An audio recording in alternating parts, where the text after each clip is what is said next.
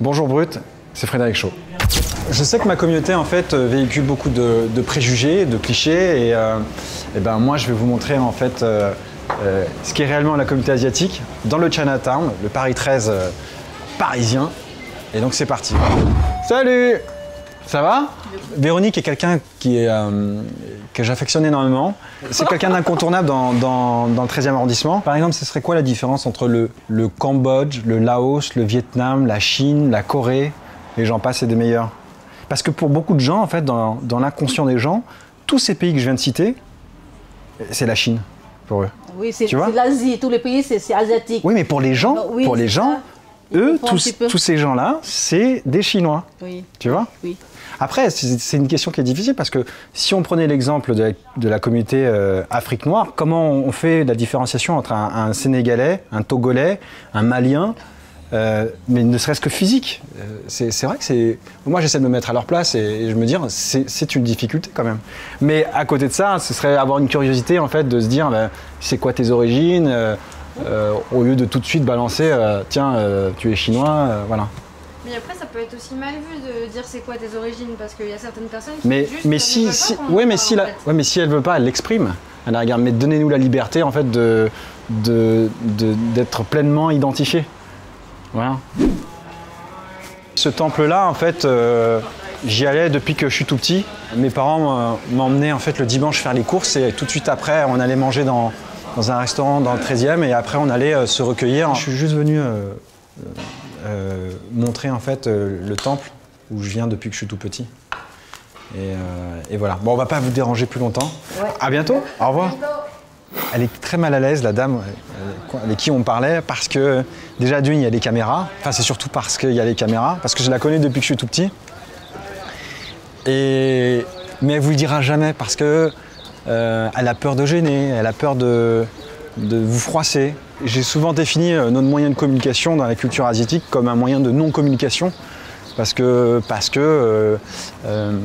cette pudeur fait qu'on se terre parfois dans le silence. Et moi, pour prendre l'exemple de mes parents, ils m'ont jamais dit en fait leur histoire et j'ai découvert que mes parents étaient survivants d'un génocide à l'âge de 26 ans en regardant un documentaire de Ritipan qui s'appelle S21 en fait. Et à partir de là, en fait, j'ai eu une quête de vouloir connaître mon histoire, mon identité, ma culture. Donc j'ai refait une sorte de chemin inverse, de cheminement inverse vers qui j'étais en fait profondément. Sur le génocide au Cambodge. Exactement. Salut!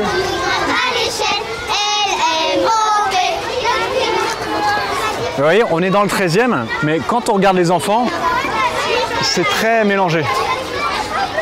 Et finalement, quand j'observe, je vois peu d'asiatiques.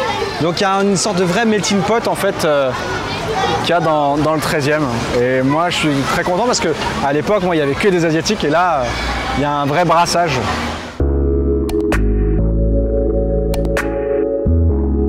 Ce que je raconte dans le film, c'est une quête vers son identité. C'est mon personnage François qui a fait un rejet de ses origines parce qu'il a passé toute son enfance à subir des moqueries liées à sa différence physique. Et forcément, il a fait ce rejet-là, sauf que quand sa femme lui annonce qu'il va être papa, ça fait bouger beaucoup de choses en lui. Et du coup, il décide de revenir dans le 13e arrondissement pour renouer contact avec son père, sa famille et surtout ses origines et son identité, ses racines. Et ça, c'est vraiment votre histoire? Ouais, mon histoire, c'est ça. Mon histoire, c'est que j'ai fait un rejet.